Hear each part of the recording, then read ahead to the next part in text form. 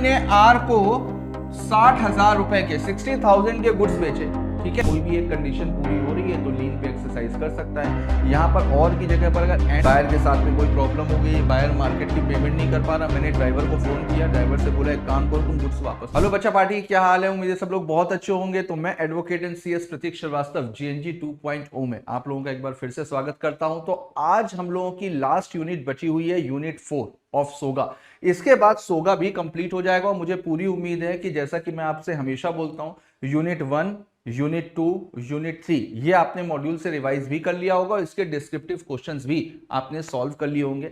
Last unit है सोगा की, last unit थोड़ी सी आसान है। लास्ट यूनिट है कौन सी? Unpaid seller. अनपेड सेलर में बहुत ज्यादा कुछ नहीं है, 2-3 पॉइंट्स हैं जिससे एग्जाम में अक्सर क्वेश्चन पूछे जाते हैं, है ना। और आपके मॉड्यूल में जो डिस्क्रिप्टिव क्वेश्चन है वो भी इसी पे ही बेस्ड है, जो इंपॉर्टेंट पॉइंट्स मैं आपको बताऊंगा। तो क्लास के दौरान ही हम लोग डिस्कस कर लेंगे क्या चीजें इसमें इंपॉर्टेंट है और क्या किन चीजों पे आपको ध्यान रखना है ना। तो चलो टाइम वेस्ट नहीं करेंगे, फटाफट से स्टार्ट करेंगे। Sale of goods act.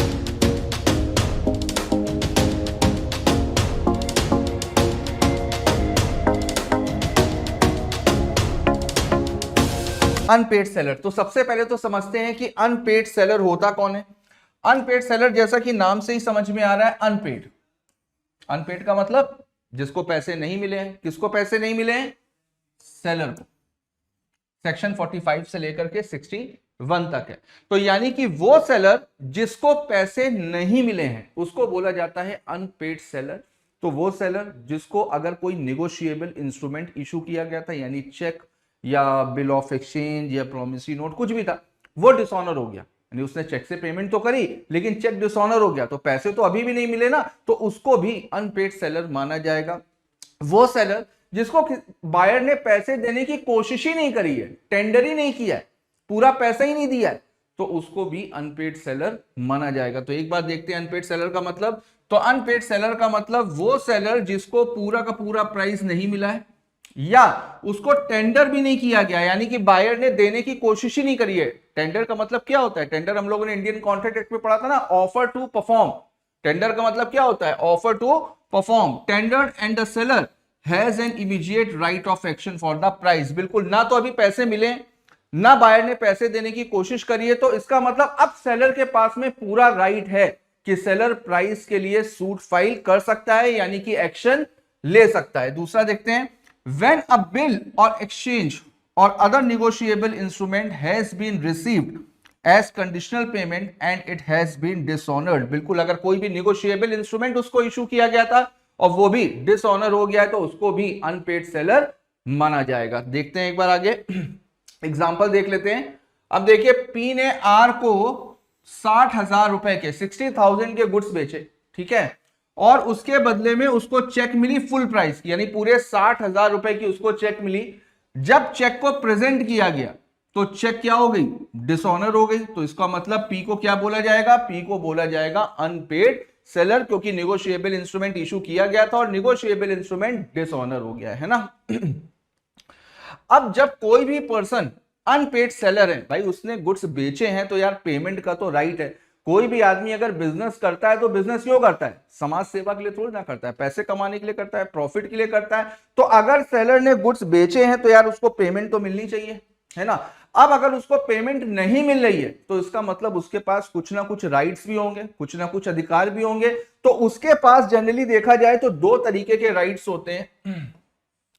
Unpaid seller के पास में 2 तरह के राइट्स होते हैं। एक तो अगेंस्ट द गुड्स, यानी गुड्स से वो अपने पैसे रिकवर कर सकता है। दूसरा अगेंस्ट द बायर, बायर से वो अपने पैसे रिकवर कर सकता है ना। लेकिन अगेंस्ट द गुड्स में कुछ कंडीशंस होती हैं, देख लेते हैं एक बार। गुड्स के अगेंस्ट में कौन कौन से राइट्स होते हैं? तो यहां पर भी इसको 2 पार्ट में डिवाइड किया गया है। ओनरशिप अभी बायर को ट्रांसफर हुई है या नहीं हुई है, यह भी देखा जाएगा। तो अगर ओनरशिप बायर को ट्रांसफर हो गई है तो ये 3 पॉइंट्स हैं, और अगर ओनरशिप बायर को ट्रांसफर नहीं हुई है तो भी सेम ये 3 पॉइंट्स हैं, बस एक अलग से हो जाता है विद होल्ड डिलीवरी, बस केवल। बाकी लीन, रीसेल और स्टॉपेज इन ट्रांजिट ये तो रहेगा ही रहेगा, है ना। एक और एक्स्ट्रा ऐड हो जाता है, property in goods has not sorry with holding delivery. तो गुड्स से वो अपने इस तरीके से पैसे रिकवर कर सकता है। अभी सारे पॉइंट्स हम लोग डिटेल में डिस्कस करते हैं। उसके बाद में अगर वो गुड्स से अपने पैसे रिकवर नहीं कर पा रहा है, गुड्स से वो अपने पैसे रिकवर नहीं कर पा रहा है, तो फिर वो बायर के अगेंस्ट में जाएगा, बायर से अपने पैसे रिकवर करेगा। बायर से कैसे प्राइस रिकवर कर सकता है? सबसे पहले तो वो प्राइस के लिए सूट फाइल कर सकता है। दूसरा, भाई नुकसान हुआ है तो कॉम्पनसेशन के लिए भी सूट फाइल कर सकता है। और तीसरा, यार पैसा फंसा हुआ है ना, पैसा फंसा हुआ है तो उस पर इंटरेस्ट का भी तो नुकसान हो रहा है, तो इंटरेस्ट के लिए भी सूट फाइल कर सकता है। तो इतने राइट्स होते हैं अनपेड सेलर के। तो सबसे पहले हम लोग देखते हैं कि वो गुड्स से अपना प्राइस कैसे रिकवर कर सकता है, अपना अमाउंट कैसे फ्री कर सकता है। तो देखते हैं। सबसे पहले देखिए, right of unpaid seller against the goods में सेलर्स लीन। लीन का मतलब क्या होता है? लीन का मतलब होता है राइट टू रिटेन, गुड्स को अपने पास में रखने का अधिकार, रिटेन कर लेना। अब आप किसी भी चीज को अगर आप रिटेन करोगे तो इसका मतलब पोजीशन आपके पास में होना चाहिए ना। लीन के लिए सबसे इंपॉर्टेंट चीज क्या है? सबसे इंपॉर्टेंट चीज ये है पोजीशन। अगर आपके पास से पोजीशन चला गया तो ये अधिकार भी चला गया, फिर आप बायर के अगेंस्ट में जो राइट्स हैं उन्हीं को ही इन्फोर्स कराओ। लीन पे एक्सरसाइज करने के लिए पोजीशन होना जरूरी है। अब ओनरशिप अलग होती है, पोजीशन अलग होता है, ये मैंने आपको कई बार बताया। ओनरशिप बायर को ट्रांसफर हो गई है लेकिन सेलर के पास में पोजीशन है, तो अगर सेलर के पास में पोजीशन है तो सेलर लीन पर एक्सरसाइज कर सकता है, यानी गुड्स को अपने पास में रिटेन कर लेगा, गुड्स को अपने पास में रिटेन कर लेगा, डिलीवरी करने से मना कर देगा। तो देखो, right to retain position until payment, तो जब तक पैसे नहीं मिल जाते तब तक हम गुड्स की डिलीवरी नहीं करेंगे। देखिए, अब राइट ऑफ लीन को वो कब एक्सरसाइज कर सकता है? तो सबसे पहले गुड्स जो है ना वो बिना किसी कंडीशन के बेचे गए थे, यानी कि बिना किसी उधार की कंडीशन के बेचे गए थे, यानी कोई भी बात नहीं हुई थी, सेलर और बायर की कोई भी बात नहीं हुई थी कि पैसे कितने दिनों में देने हैं। तो हम हमेशा ये मान करके चलते हैं कि अगर क्रेडिट का पीरियड फिक्स नहीं है, हम हमेशा ये मान करके चलते हैं कि अगर क्रेडिट का पीरियड फिक्स नहीं है तो हमेशा कैश सेल होगी। और अगर क्रेडिट का पीरियड फिक्स है और वो क्रेडिट का पीरियड निकल गया, अभी भी सेलर को पैसे नहीं मिले, तो भी वो लीन पे एक्सरसाइज कर सकता है। मेरी बात समझ में आ रही है? अगर बात कोई भी उधार की टर्म्स और कंडीशन तय नहीं हुई थी, इसका मतलब कैश है, तो कैश है तो बायर को तुरंत के तुरंत पैसे देने चाहिए, लेकिन बायर ने पैसे नहीं दिए तो इसका मतलब सेलर क्या करेगा? गुड्स को रिटेन कर लेगा। दूसरा, अगर उधार की टर्म्स और कंडीशन फिक्स थी कि इतने दिनों के बाद में पैसा दिया जाएगा और वो उतना टाइम पीरियड निकल गया, लेकिन अभी तक सेलर को पैसे नहीं मिले, लेकिन सेलर ने समझदारी दिखाई, उसने गुड्स का पोजीशन अपने पास ही रखा। अगर उसने ये समझदारी दिखाई है, गुड्स का पोजीशन अपने पास में रखा, तो बिल्कुल बायर को बोल सकता है कि भाई जब तक पेमेंट नहीं करोगे तब तक गुड्स का पोजीशन हम तुमको नहीं देंगे। तो देखो, where goods sold without stipulation as to credit, यानी कि cash sale, goods sold on credit but terms of credit expired, यानी गुड्स को उधार पे तो बेचा गया था लेकिन जितने पीरियड के लिए बेचा गया था वो टर्म एक्सपायर हो गया है। और या फिर बायर बिकम्स इंसॉल्वेंट, या फिर बायर इंसॉल्वेंट हो गया है। यहां पर एक चीज ध्यान रखने वाली है, यहां पर इंसॉल्वेंट का मतलब अलग है। नॉर्मली क्या होता है, इंसॉल्वेंट के आगे एक वर्ड लिखा रहता है एडजुडिकेटेड या एडजस्ट। एडजुडिकेटेड या एडजस्ट, इसका मतलब क्या होता है? Declared by court. इंसॉल्वेंट हमेशा उसी पर्सन को बोला जाता है जिसको कोर्ट इंसॉल्वेंट डिक्लेयर कर देती है, लेकिन सेल ऑफ गुड्स में जो सेलर के पास में राइट्स हैं उसमें जहां पर इंसॉल्वेंसी वर्ड यूज हुआ है वहां पर इंसॉल्वेंट का मतलब ये नहीं है कि कोर्ट डिक्लेयर करे। अगर वो अपने नॉर्मल बिजनेस की पेमेंट भी नहीं कर पा रहा, भले उसको कोर्ट ने किया हो या ना किया हो, अगर वो अपने नॉर्मल बिजनेस की पेमेंट नहीं कर पा रहा है तो वो नॉर्मल लैंग्वेज में उसको बैंकरप्ट बोलेंगे, लेकिन यहां पर सोगा में उसको बोला जाएगा इंसॉल्वेंट पर्सन। ठीक है, तो ये बात याद रखना, कोर्ट ने भले ही उसको इंसॉल्वेंट डिक्लेयर किया हो या ना किया हो, लेकिन अगर वो अपने बिजनेस की नॉर्मल पेमेंट्स नहीं कर पा रहा है, ठीक है, तो फिर वहां पर उसको इंसॉल्वेंट माना जाएगा। और वहां पर भी सेलर के पास में राइट है कि जब सेलर को पता चलेगा कि यार ये मार्केट के तो पैसे दे ही नहीं पा रहा, तो फिर मेरे पैसे कहां से देगा, तो सेलर क्या करेगा? गुड्स को अपने पास में रिटेन कर सकता है।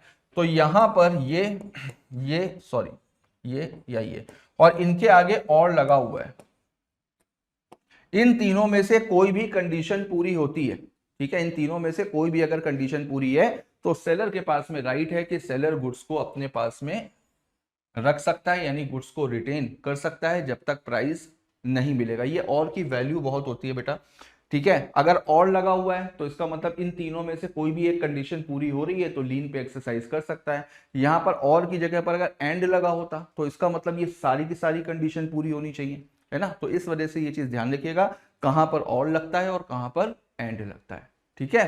तो आगे देखते हैं, एग्जाम्पल देख लेते हैं। A sold certain goods to B for a price 50,000 and allowed him to pay the price within 1 month। तो यहां पर तय हो गया था कि 1 महीने के अंदर पैसा दिया जाएगा, लेकिन B जो है B becomes insolvent during this period of credit। तो B जो है उसी समय, उसी दौरान, जिस समय क्रेडिट का पीरियड चल रहा था, यानी अभी 1 महीना पूरा नहीं हुआ था, उसी दौरान वो इंसॉल्वेंट हो गया। तो A जो है वो अभी अनपेड सेलर है, तो can exercise is right of lien, यहां पर वो गुड्स को रिटेन कर सकता है। राइट ऑफ लीन क्लियर है ना। तो राइट ऑफ लीन कब एक्सरसाइज किया जा सकता है? पहली बात तो अनपेड सेलर होना चाहिए, दूसरा पोजीशन सेलर के पास में होना चाहिए, तीसरा गुड्स को without any stipulation of credit बेचा गया, उधार की कोई भी टर्म्स ऑफ कंडीशन तय नहीं हुई थी तो वहां पर कैश सेल माना जाएगा, या फिर और, है ना, या फिर उधार का पीरियड फिक्स था लेकिन वो पीरियड निकल चुका है, वहां पर लीन पे एक्सरसाइज किया जा सकता है। और तीसरा, या फिर बायर इंसॉल्वेंट हो गया, ठीक है। इन तीनों में से कोई भी एक सिचुएशन हुई तो फिर सेलर गुड्स को रिटेन कर सकता है, ठीक है। तो लीन आसान सा था। आगे देखते हैं। अब देखो लीन खत्म कब होगा, टर्मिनेशन ऑफ लीन। लीन खत्म कब होगा? ऑब्वियसली कि मैंने आपको बताया ना, लीन पे एक्सरसाइज करने के लिए गुड्स का पोजीशन सेलर के पास में होना बहुत जरूरी है। अगर सेलर के पास से पोजीशन चला गया तो फिर उस सिचुएशन में सेलर लीन पे एक्सरसाइज नहीं कर सकता। तो देखते हैं, जहां पर बायर और उसके एजेंट ने, बायर या उसके एजेंट ने लॉफुली गुड्स को ऑब्टेन कर लिया, ठीक है, या गुड्स को डिलीवर कर दिया हो कैरियर या बेली को, है ना। जैसे मैंने आपको बताया था कि अगर ट्रांसपोर्ट यानी कि कैरियर वाले का अपॉइंटमेंट जो है वो बायर ने किया है तो बायर के एजेंट के तौर पे काम कर रहा है, तो अगर गुड्स की डिलीवरी उसको दे दी है तो मान लिया जाएगा कि गुड्स की डिलीवरी बायर को हो गई है ना। तो वहां पर भी राइट टू रिटेन चला जाएगा। बाय वेवर, सेलर ने खुद ही गिव अप कर दिया, भाई राइट्स हैं, राइट्स को गिव अप किया जा सकता है, कहीं पर सेलर ने खुद ही वेव कर दिया, गिव अप कर दिया। और या बाय स्टॉपेल यानी कि कंडक्ट और बिहेवियर, सेलर ने थर्ड पर्सन के सामने कुछ ऐसा कंडक्ट किया जिसकी वजह से ऐसा लग रहा है कि सेलर इस राइट को अपने पास में रिटेन नहीं कर रहा है, इस राइट को वो गिव अप कर रहा है, तो बाय स्टॉपेल। इन चार सिचुएशंस में लीन खत्म हो जाता है, लीन टर्मिनेट हो जाता है ना। आगे देखते हैं, एग्जाम्पल देख लेते हैं। A sold a car to B for ₹1 lakh and delivered the same to the railways for the purpose of transmission to the buyer. The railway receipt was taken in the name of B and sent to B। यहाँ पर same वही चीज है, document of title है, document of title में buyer का नाम भी लिखा हुआ है और बायर को डिलीवर भी हो गई है, तो फिर इसका मतलब गुड्स का पोजीशन सेलर के पास से चला गया है। तो यहां पर A can not exercise the right of lien. Done है ना सबको? आगे देखो। अब right of stoppage in transit, right of stoppage in transit, transit का मतलब गुड्स अभी रास्ते में, गुड्स अभी रास्ते में और रास्ते में ही गुड्स को रुकवा दिया। जैसे मान लीजिए कि मैं नोएडा में हूं, मैंने बायर रहता है मुंबई में, मैंने नोएडा से मुंबई गुड्स भेजी, ठीक। अब रास्ते में मुझे पता चला कि भाई बायर जो है वो इंसॉल्वेंट हो गया है, बायर के साथ में कोई प्रॉब्लम हो गई, बायर मार्केट की पेमेंट नहीं कर पा रहा। मैंने ड्राइवर को फोन किया, ड्राइवर से बोला एक काम करो तुम गुड्स वापस ले, गुड्स को रास्ते में ही रुकवा करके उसका पोजीशन मैंने ले लिया, है ना। लीन में और स्टॉपेज इन ट्रांजिट में फर्क क्या होता है? लीन में पोजीशन सेलर के पास ही में ही है और स्टॉपेज इन ट्रांजिट में गुड्स जा चुके हैं लेकिन रास्ते में है, बायर तक पहुंचे नहीं है ना। देखते हैं एक बार, right of stoppage in transit देखते हैं। The right of stoppage in the right of stopping the goods while they are in transit, जैसा कि मैंने बताया गुड्स रास्ते में, रीगेन द पोजीशन, अभी ट्रांसपोर्ट वाले को मैंने बोल दिया भाई गुड्स वापस ले आओ, तो वापस से मैंने पोजीशन ले लिया उसका, टू रिटेन देम, अब मैं उसको तब तक रखूंगा जब तक पूरे पैसे मिल नहीं जाते, है ना। अब राइट ऑफ स्टॉपेज को आप तभी एक्सरसाइज कर सकते हो जब ये तीनों कंडीशन, ये सारी कंडीशंस फुलफिल हो रही हो। ये सारी कंडीशंस अगर फुलफिल हो रही होंगी तभी आप स्टॉपेज इन ट्रांजिट पे एक्सरसाइज कर सकते हो। अब देखो कौन कौन से। The seller must be unpaid, seller unpaid होना चाहिए। अब देखो लीन में जो कंडीशंस दी हुई थी मैंने उसमें आपसे कहा कि बीच में और लगा लो, यानी कि इनमें से कोई भी अगर एक कंडीशन है तो लीन पे एक्सरसाइज किया जा सकता है। यहां पर क्या लिखा हुआ है, following when the following conditions are fulfilled, यानी कि सारी की सारी कंडीशन अगर फुलफिल हो रही होंगी, नहीं इनमें से कोई एक, सारी की सारी, यानी कि यहां पर बीच में एंड लगा हुआ है बेटा, एंड एंड एंड एंड, ये सारी की सारी कंडीशंस फुलफिल होंगी तभी आप स्टॉपेज इन ट्रांजिट पे एक्सरसाइज कर सकते हो। इनमें से अगर एक भी मिसिंग है तो फिर स्टॉपेज इन ट्रांजिट पे एक्सरसाइज नहीं हो सकता। देखो सबसे पहले तो सेलर अनपेड होना चाहिए obviously. He must have parted with the position of the goods, goods का पोजीशन उसके पास से चला गया, लेकिन अभी तक बायर के पास में पहुंचा नहीं है, वो अभी रास्ते में होना चाहिए। The goods are in transit. Buyer insolvent हो गया, यहां पर बायर का इंसॉल्वेंट होना जरूरी है। वहां पर क्या था, लीन में क्या था, लीन में क्या था, लीन में यहां और, या बायर इंसॉल्वेंट हो गया, गुड्स का पोजीशन अभी मेरे पास ही है, गया नहीं है, मेरे को पता चल गया बायर अपनी पेमेंटें नहीं दे पा रहा है ना, बायर डिफॉल्ट कर रहा है, मैंने गुड्स को रिटेन कर लिया, मैंने मना कर दिया जब तक पैसे नहीं दोगे तब तक गुड्स की डिलीवरी नहीं होगी। तो यहां पर एक सिंगल कंडीशन, लेकिन यहां पर जो मैंने आपको बताया, यहां पर ये सारी की सारी कंडीशंस फुलफिल होनी चाहिए, तो यहां पर इंसॉल्वेंट होना कंपलसरी है। मेरी बात समझ में आई ना, है ना। दूसरा, the right is subject to provision of the act. इस राइट पे आप एक्सरसाइज करोगे ना तो एक्ट के अकॉर्डिंग ही करोगे। एक्ट में जो भी चीजें लिखी हुई हैं आप उसी के ही अकॉर्डिंग करोगे। आप खुद से, जैसे sale of goods act, Indian contract act, सब में लिखा रहता है ना कि बायर और सेलर ने या पार्टीज अपने हिसाब से अगर कुछ डिसाइड करती हैं तो प्रायोरिटी हमेशा उसको दी जाएगी जो पार्टीज ने डिसाइड किया, लेकिन यहां पर ऐसा नहीं है। स्टॉपेज इन ट्रांजिट पे एक्सरसाइज अगर सेलर कर रहा है तो फिर उस सिचुएशन में आप subject to the provision of act ही कर सकते हैं। एक्ट में जो प्रोविजन लिखे हुए हैं उसी के अकॉर्डिंग इस राइट पे एक्सरसाइज किया जा सकता है। डन है, तो ये सारी कंडीशंस फुलफिल होनी चाहिए।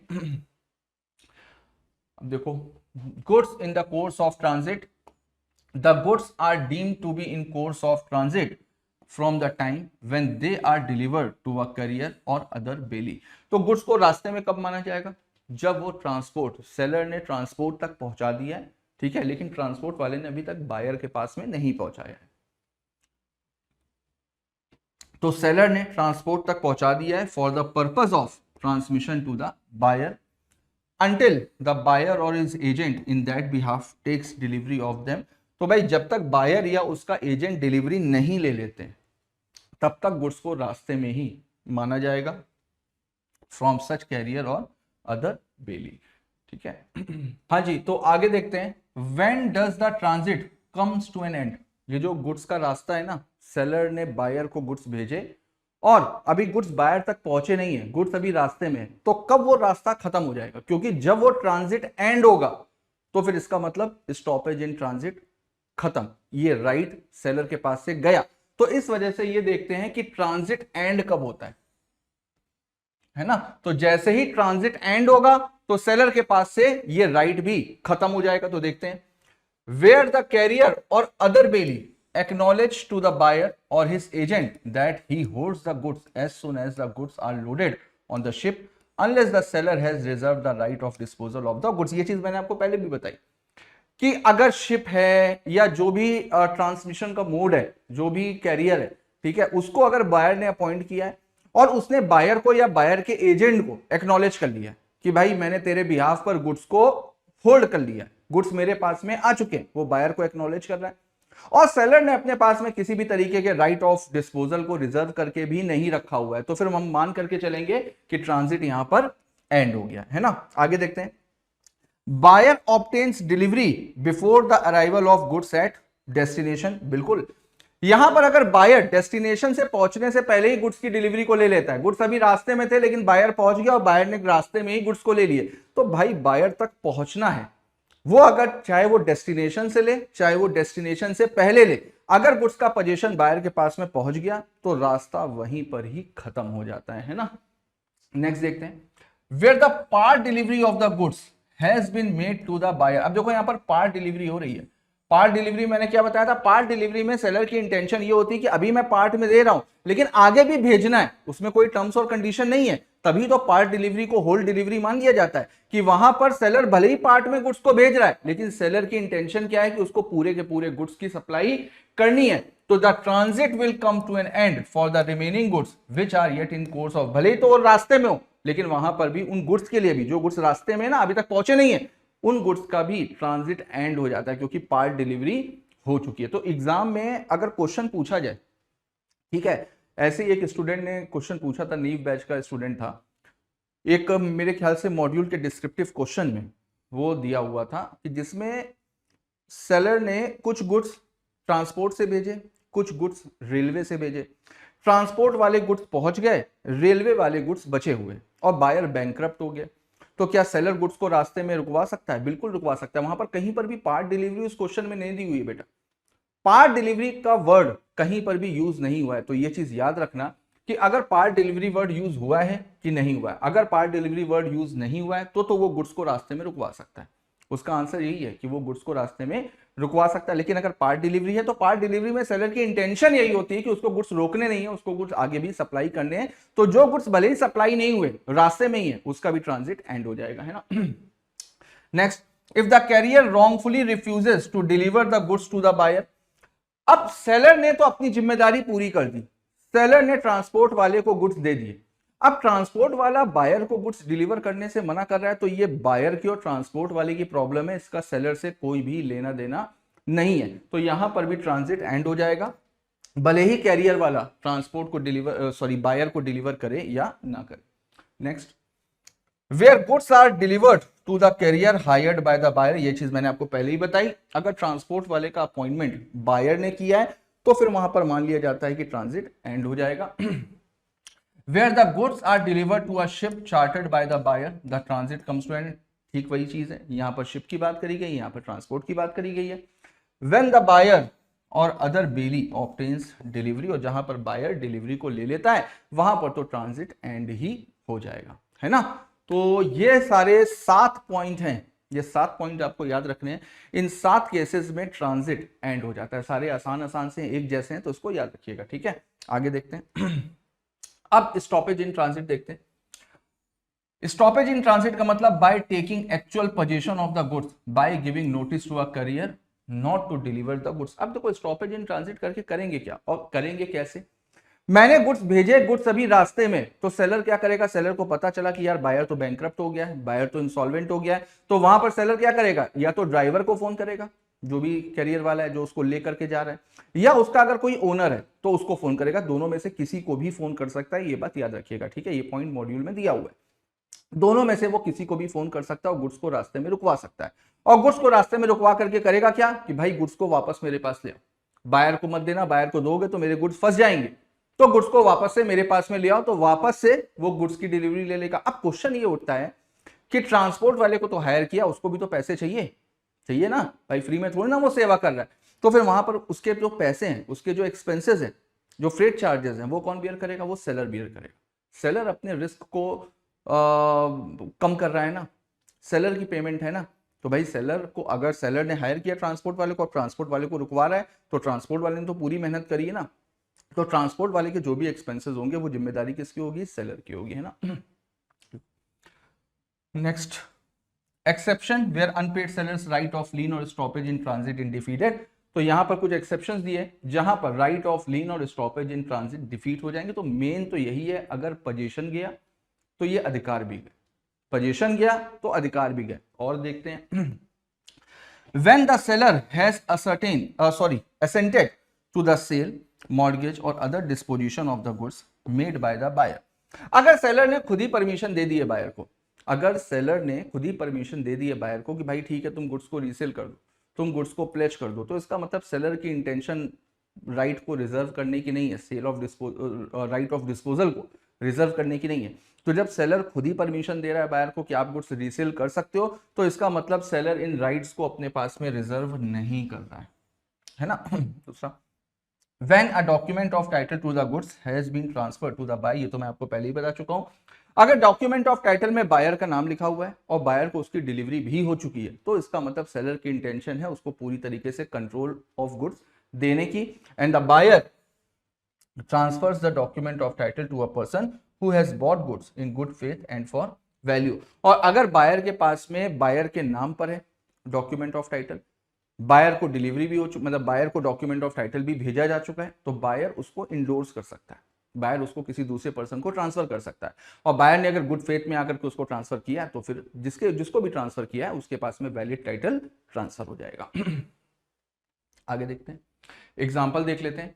ए entered into a contract to sell cartons in possession of a wharfinger to be and agreed with B that the price will be paid to A from the sale proceeds recovered from his customer। तो A ने B के साथ में एक contract में enter किया कि उसके कुछ कार्टन्स थे, ठीक है, वो कार्टन्स वार फिंगर में हैं अभी। बायर ने यानी कि B ने उसको बोला कि मैं आपको इसका पूरा पैसा दूंगा, लेकिन जब ये मैं अपने कस्टमर्स को बेचूंगा, कस्टमर मुझे पैसे देंगे तो वो पैसे उठा करके मैं आपको दे दूंगा। ये एक एग्रीमेंट हो चुका है। Now B sold goods to C। अब बी ने क्या किया, सी को गुड्स बेच दिए और सी ने ईमानदारी से पूरा का पूरा पैसा भी दे दिया, लेकिन गड़बड़ कहां पर हुई, but anyhow B fail to make the payment to A. अब किसी भी वजह से बी ने ए को पेमेंट नहीं करी, ठीक। अब ए ने क्या किया, A wanted to exercise his right of lien and ordered the wharfinger not to make delivery to C. अब यहां पर ए क्या चाहता है, ए चाहता है कि भाई वो वार फिंगर वाले को ऑर्डर दे, कहे कि वो बी को गुड्स का पोजीशन ना दे, बी को गुड्स की डिलीवरी ना दे, क्योंकि उसको पेमेंट नहीं मिली। तो यहां पर क्या ऐसा कर सकता है, नहीं कर सकता। क्यों, क्योंकि उसने खुद ही परमिशन दी थी ना बी को, उसने तो बी को अपनी परमिशन दे दी थी, बी को अपनी कंसेंट दे दी थी कि ठीक है तुम गुड्स को बेचो और बेच करके आकर के हमको पैसा दे देना। तो अभी पीछे वाला पॉइंट हम लोग पढ़ करके आए ना, तो ये एग्जाम्पल इसी पे ही बेस्ड है ना। देखते हैं, held that the seller had assented to the resale of the goods by the buyer to the sub buyer, as a result A's right of lien is defeated। तो यहां पर A का right of lien defeat हो गया है। Done है, clear है सबको। आगे देखते हैं, राइट ऑफ रीसेल। भाई जब गुड्स पे हम लीन पे एक्सरसाइज करेंगे या हम स्टॉपेज इन ट्रांजिट करेंगे, तो हम गुड्स का हम करेंगे क्या, अपने पास में रखे रहेंगे क्या, नहीं, उन गुड्स को हम रीसेल करेंगे। भाई हमें तो अपना पैसा खाली करना है, हमें तो अपना पैसा चाहिए। तो अगर हमने लीन पे एक्सरसाइज किया या स्टॉपेज इन ट्रांजिट किया तो हम गुड्स को रीसेल कर सकते हैं, ठीक है। लेकिन रीसेल करने की कुछ कंडीशंस होती हैं, केवल 3 पॉइंट्स हैं, याद रखो। सबसे पहला कि बायर और सेलर के बीच में जो कॉन्ट्रैक्ट हुआ था, उस कॉन्ट्रैक्ट की टर्म्स और कंडीशन में ये लिखा हुआ था कि अगर बायर पैसे नहीं देता है तो सेलर गुड्स को बेच करके अपने पैसे रिकवर कर सकता है। दूसरा, गुड्स पेरिशेबल नेचर के हैं। गुड्स पेरिशेबल नेचर के हैं तो बायर को कुछ भी बताने की जरूरत नहीं, आप गुड्स को बेचिए और बेच करके अपना पैसा खाली करिए, क्योंकि गुड्स खराब हो गए तो नुकसान तो सेलर का होगा, है ना। और तीसरा, नोटिस देना जरूरी है, बायर को नोटिस देना जरूरी है, बायर को पहले से बताना जरूरी है। अगर पहले से ही टर्म्स और कंडीशन में लिखा हुआ है तो नोटिस नहीं दिया जाएगा, पेरिशेबल नेचर का है तो नोटिस देने की जरूरत नहीं है। अदरवाइज बायर को एक बार आपको नोटिस देना पड़ेगा कि भाई अगर तुमने पैसे नहीं दिए तो मैं गुड्स को बेच दूंगा। नोटिस देने के बाद में सेलर गुड्स को बेच सकता है, और नोटिस नहीं भी दिया, बेच तो भी सकता है, लेकिन उसके कुछ साइड इफेक्ट हैं, उसमें कुछ नुकसान हो सकता है सेलर को, है ना। देखते हैं एक बार। A resale by the seller where a right of resale is expressly reserved in a contract of sale, जैसा कि मैंने बताया। Where the goods are of a perishable nature, यहां पर भी बेच सकता है, यहां पर भी याद रखिएगा नो नोटिस रिक्वायर्ड, यहां पर किसी नोटिस की जरूरत नहीं है ना। Where the property in goods has not passed to the buyer, ownership buyer को ट्रांसफर नहीं हुई है। Where he gives notice to the buyer of his intention to resell the goods, यहां पर वो नोटिस भेजेगा। Where an unpaid seller who has exercise his right of lien or stoppage in transit resell the goods, अगर उसने right of lien or stoppage in transit पे exercise किया है तो फिर वो क्या करेगा, वो गुड्स को रीसेल करेगा। ठीक है, इसमें मैंने आपको बताया कि कुछ साइड इफेक्ट होते हैं। जैसे सपोज करो कि सेलर ने गुड्स को रीसेल किया, तो या हो सकता है कि उसको कम पैसे मिले या हो सकता है उसको ज्यादा पैसे मिले। अगर सेलर को पैसे कम मिले और सेलर ने बायर को नोटिस दिया हुआ है तो बाकी पैसों के लिए वो बायर के ऊपर स्यू कर सकता है, बायर से वो पैसे रिकवर कर सकता है। ठीक है, अगर नोटिस दिया है तो। अगर उसने नोटिस नहीं दिया, अगर उसने नोटिस नहीं दिया और गुड्स कम प्राइस पे बिके तो बाकी पैसों के लिए वो सूट फाइल नहीं कर सकता। उल्टा अगर ज्यादा प्राइस पे गुड्स बिके, गुड्स की कीमत बढ़ गई, गुड्स का ज्यादा पैसा मिल गया, तो फिर अगर नोटिस नहीं दिया है ना तो आपको प्रॉफिट शेयर करना पड़ेगा बायर के साथ में, बायर को प्रॉफिट देना पड़ेगा। लेकिन अगर नोटिस दिया हुआ है आपने तो फिर प्रॉफिट शेयर करने की जरूरत नहीं है। तो ये कुछ मेन पॉइंट्स थे नोटिस देने के फायदे, तो इसको भी आपको ध्यान रखना है ना। आगे देखते हैं। Next, right of unpaid seller against the buyer. तो देखो सबसे पहले तो हम गुड्स के अगेंस्ट में अपने राइट्स को देखेंगे कि गुड्स के अगेंस्ट में क्या राइट्स हैं। अगर गुड्स के अगेंस्ट में हम राइट्स को इन्फोर्स करवा सकते हैं, यानी कि लीन, स्टॉपेज इन ट्रांजिट और राइट ऑफ रीसेल, है ना, विदहोल्ड डिलीवरी। तो अगर गुड्स का पोजीशन मेरे पास में है तो इन सारे राइट्स पे एक्सरसाइज कर सकते हैं। लेकिन अगर पोजीशन एक बार बायर के पास में चला गया तो ये राइट्स तो बेकार। अब हम क्या करेंगे, अब हम बायर के अगेंस्ट में राइट्स को इन्फोर्स करवाएंगे, है ना। जैसे प्राइस के लिए सूट फाइल कर सकते हैं। अगर बायर ने गुड्स को एक्सेप्ट नहीं किया है तो कॉम्पनसेशन के लिए जा सकते हैं। कॉन्ट्रैक्ट को कैंसिल करवा सकते हैं बिफोर द ड्यू डेट, अगर उसने पैसे नहीं दिए हैं तो ड्यू डेट से पहले हम कॉन्ट्रैक्ट को कैंसिल भी करा सकते हैं। और अगर इंटरेस्ट की बात है तो इंटरेस्ट को भी रिकवर कर सकते हैं। तो ये सारे राइट होते हैं आपके बायर के अगेंस्ट में। अब इसके बाद में देखो, बायर अगर ब्रीच कर रहा है, अभी तक हम लोगों ने क्या पढ़ा, अनपेड सेलर के अधिकारों के बारे में पढ़ा। लेकिन ये भी तो हो सकता है कि बायर तो बेचारा सीधा साधा है, बायर तो ईमानदार है, लेकिन यहां पर सेलर ने ही कलाकारी कर दी, सेलर ने ही ब्रीच ऑफ कॉन्ट्रैक्ट कर दिया। तो भाई जब भी आप किसी भी कॉन्ट्रैक्ट में एंटर करते हो तो दोनों पार्टीज के पास में राइट्स होते हैं, दोनों पार्टीज की अपनी ऑब्लिगेशन होती है। तो अभी तक तो हम लोगों ने अनपेड सेलर के राइट्स के बारे में पढ़ा। तो अगर सेलर ब्रीच करता है तो फिर क्या होगा, देखते हैं। Breach of contract by seller where he, अब अगर ये सारे काम करता है तो फिर माना जाएगा कि सेलर ने ब्रीच ऑफ कॉन्ट्रैक्ट किया है। जैसे deliver non conforming goods and buyer reject and revoke acceptance. बिल्कुल, अगर वो नॉन कंफर्मिंग गुड्स को, गलत गुड्स को भेज रहा है तो बायर के पास में पूरा राइट है कि बायर कॉन्ट्रैक्ट को रेपुडिएट करा सकता है। ठीक है, गुड्स को एक्सेप्ट करने से मना कर सकता है। या अगर fails to deliver the goods at the time or in manner prescribed, अगर बायर ने कोई भी तरीका बताया था, अगर बायर ने कोई भी टाइम बताया था और सेलर ने उस टाइम पे या उस तरीके से गुड्स को नहीं भेजा है तो भी इसको ब्रीच माना जाएगा। तो वहां पर बायर के पास में क्या है, वो कॉन्ट्रैक्ट को कैंसिल करा सकता है और अगर कोई नुकसान हुआ है तो कॉम्पनसेशन भी ले सकता है। अब राइट्स देखते हैं, बायर के पास में राइट्स क्या है। तो सबसे पहले तो कॉम्पनसेशन ले सकता है, जैसे कि मैंने बताया नॉन डिलीवरी के लिए। कॉन्ट्रैक्ट को कैंसिल भी करवा सकता है ना। स्पेसिफिक परफॉर्मेंस के लिए भी जा सकता है, अगर गुड्स यूनिक नेचर के हैं, है ना, तो स्पेसिफिक परफॉर्मेंस के लिए भी क्लेम कर सकता है। रेपुडिएशन ऑफ कॉन्ट्रैक्ट ये तो हो चुका है। Suit for breach of warranty, breach of warranty का भी सूट फाइल कर सकता है। तो ये सारे राइट्स हो गए आपके बायर के। तो अगर गुड्स के अगेंस्ट में हम राइट्स को इन्फोर्स नहीं कराते हैं तो बायर के अगेंस्ट में इन राइट्स को इन्फोर्स करा सकते हैं।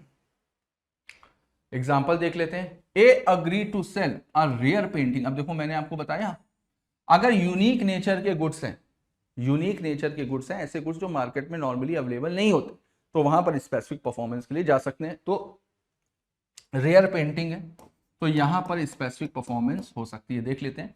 A agree to sell rare painting of Mughal period to be, Mughal period की पेंटिंग है तो ऑब्वियसली कि यूनिक नेचर की है। But on the due date of delivery A refuse to sell the same, delivery date में ए ने उसको बेचने से मना कर दिया। इन दिस केस बी में file a suit against A for obtaining an order from the court to compel A to perform the contract. Contract में परफॉर्म करने के लिए वो जा सकता है, तो कॉन्ट्रैक्ट में परफॉर्म करने के लिए कोर्ट से वो रिक्वेस्ट कर सकता है। This is called specific performance. Deliver the painting to be at agreed price. Auction sale, last आता है section 64 auction sale. Auction sale का मतलब क्या होता है? ऑक्शन सेल के बारे में हम लोगों ने इंडियन कॉन्ट्रैक्ट एक्ट में पढ़ा था कि बेसिकली ऑक्शन सेल क्या होती है? Invitation to offer. उसमें एक सेलर होता है, ठीक है, जो अपने गुड्स को बेचता है, उसके लिए ऑक्शन के थ्रू, ठीक है, उसके लिए वो ऑक्शनीर को अपॉइंट करता है। ऑक्शनीर क्या करता है? बिडिंग ऑर्गेनाइज करता है, उसमें लोग बिडिंग लगाते हैं। ऑक्शन को ऑर्गेनाइज करता है, उसमें लोग बिडिंग लगाते हैं। जो लोग बिडिंग लगाते हैं उसको बोलते हैं बिडर, ठीक है, और जिसका फाइनल प्राइस होता है, जिसकी हाईएस्ट बिड होती है, तो फॉल ऑफ हैमर 1 2 3 कुछ भी, जो भी कस्टमरी मैनर हो, जो भी तरीका हो, उससे वो बिड को एक्सेप्ट कर लेता है, तब जाकर के कॉन्ट्रैक्ट ऑफ सेल बनता है। तो ऑक्शन के कुछ रूल्स भी होते हैं, है ना। तो सबसे पहले मीनिंग देखते हैं। Auction sale is mode of selling property by inviting bids publicly and the property is sold to the highest bidder। Rules देखो, अब अगर गुड्स को लॉट्स में बेचा जा रहा है तो फिर हर एक लॉट का एक अलग कॉन्ट्रैक्ट बनेगा, ठीक है, हर एक लॉट का अलग कॉन्ट्रैक्ट बनेगा। दूसरा, completion of the contract of sale, right to bid may be reserved. Right to bid may be reserved का मतलब क्या हुआ? सेलर अगर खुद भी बिडिंग में पार्टिसिपेट करना चाहता है, सेलर अगर खुद भी बिडिंग में पार्टिसिपेट करना चाहता है, तो ये चीज उसको पब्लिकली इन्फॉर्म करनी पड़ेगी और पहले से एडवांस नोटिस देना पड़ेगा कि मैं अपने पास में राइट को रिजर्व करके रख रहा हूं, मैं भी बिडिंग लगा सकता हूं। लेकिन अगर सेलर ने इस राइट को रिजर्व करके नहीं रखा, पहले से ही नोटिस नहीं दिया है बिडर्स को, तो फिर उस केस में सेलर अपनी बिडिंग नहीं लगा सकता, वो ऑक्शन में पार्टिसिपेट नहीं कर सकता। तो इस राइट को वो रिजर्व कर सकता है। Where the sale is not notified by the seller, है ना, रिजर्व द प्राइस। बिल्कुल, रिजर्व प्राइस का मतलब होता है मिनिमम प्राइस, इसको अपसेट प्राइस भी बोलते हैं, ठीक है, जो भी मिनिमम प्राइस होता है वो मिनिमम प्राइस से नीचे पे ऑक्शन नहीं होगी। ऑक्शन जो होगी ना, वो मिनिमम प्राइस के ऊपर ही होगी, कभी भी मिनिमम प्राइस के नीचे नहीं होगी। जो भी प्राइस है हमेशा उसके ऊपर ही होगा। प्रिटेंडेड बिडिंग, प्रिटेंडेड बिडिंग का मतलब क्या होता है? प्रिटेंडेड बिडिंग का मतलब होता है कि फॉल्स बिडिंग। जैसे कई बार होता है कि सेलर को उतने पैसे नहीं मिल रहे हैं ऑक्शन में, लोग उतनी बढ़ी हुई बिडिंग नहीं लगा रहे हैं, लोग उतना बढ़ा हुआ पैसा नहीं दे रहे हैं जितना सेलर को उम्मीद थी। तो सेलर ने क्या किया कि अपने कुछ बंदे बिडिंग में बैठा दिए, वो लोग फॉल्स बिडिंग कर रहे हैं, यानी झूठा ही उसका प्राइस बढ़ा है, गलत तरीके से उसका प्राइस बढ़ाया जा रहा है। तो प्रिटेंडेड बिडिंग पूरी तरीके से गलत मानी गई है, पूरी तरीके से प्रोहिबिटेड है। और अगर प्रिटेंडेड बिडिंग हुई और बायर को पता चल गया, तो बायर बिल्कुल पूरी तरीके से, बायर के पास में राइट है कि वो कॉन्ट्रैक्ट को कैंसिल करा सकता है, कॉन्ट्रैक्ट को वॉइडेबल करा सकता है, इवन वो फ्रॉड के लिए भी जा सकता है, फ्रॉड के लिए केस भी कर सकता है ना। तो ये था आपका ऑक्शन सेल के रूल्स। अब इसका एक एग्जांपल देख लेते हैं। P sold a car by auction, तो पी ने एक कार ऑक्शन के थ्रू बेची। It was knock down to Q who was only allowed to take it away on giving a cheque for the price and signing an agreement that ownership should not pass until the cheque was clear. अब देखो, P ने auction के through car बेची, knock down हो गया, ठीक है, Q जो था, बस क्यू के ऊपर ये कंडीशन लगाई गई कि भाई वो चेक देने के बाद में, चेक देने के बाद में वो गाड़ी को ले जा सकता है। और फिर उसके बाद उससे एग्रीमेंट साइन करवाया गया कि ओनरशिप तब तक पास नहीं हो जाएगी जब तक चेक क्लियर ना हो जाए। कहीं चेक डिसऑनर हो गई तो फिर क्या होगा? तो ओनरशिप तब तक ट्रांसफर नहीं होगी जब तक चेक क्लियर ना हो जाए।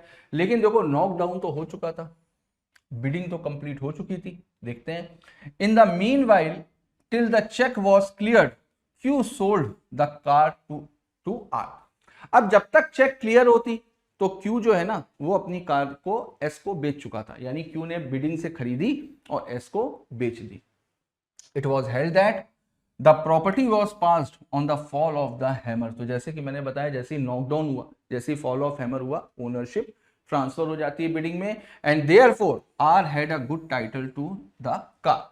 तो भाई अगर एक बार ओनरशिप, अगर एक बार कॉन्ट्रैक्ट बन गया है, एक बार बिडिंग कंप्लीट हो गई है, ठीक है, तो ओनरशिप ट्रांसफर हो जाएगी। ओनरशिप ट्रांसफर हो गई तो एब्सोल्यूट इंटरेस्ट ट्रांसफर हो जाएगा। उसके बाद आप गाड़ी को बेचें, प्लेज करें, कुछ भी करें, वो आप कर सकते हो। तो यहां पर उन्होंने आर को कार बेची तो आर के पास में गुड टाइटल ट्रांसफर होगा। Both sale and sub sale are valid in favour of Q and R respectively, है ना। तो यहां पर हमारी यूनिट 4 कंप्लीट होती है। ये यूनिट 4 वन शॉट में कंप्लीट हो गई, बहुत अच्छा हुआ, टाइमली हम लोगों का पूरा सोगा कंप्लीट हुआ। तो अब हम लोगों ने IRF हो गया, ICA हो गया, सोगा हो गया। अगर बच्चा इतना भी पढ़ करके चले जाते हो ना, तो आप ये मान करके चलो कि लगभग 60% जो पेपर आपको मिलेगा वो इन्हीं 3 चैप्टर से मिलेगा। 5 नंबर का IRF से आता है, बाकी ICA और सोगा दोनों ही बहुत इंपॉर्टेंट चैप्टर्स हैं, है ना। तो यहां तक हम लोगों का कंप्लीट हुआ। नेक्स्ट टर्न पर हम लोग नए चैप्टर से स्टार्ट करेंगे। नया चैप्टर होगा आपका पार्टनरशिप एक्ट। तो पार्टनरशिप एक्ट को ही फटाफट से खत्म करेंगे, उसके बाद में आपका बचता है बस केवल कंपनी लॉ, LLP और NI। तो मुझे पूरी उम्मीद है टाइमली सिलेबस कंप्लीट होगा, बस आप लोगों का साथ और सपोर्ट चाहिए। तो चलिए मिलते हैं नेक्स्ट एपिसोड में, तब तक के लिए all the best, goodbye and thank you.